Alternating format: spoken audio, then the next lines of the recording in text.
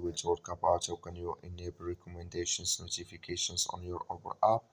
So you just go down here, click on account down here. When you just click on account, then here it's going to take you to this list. You just scrolling down here, you click here on settings.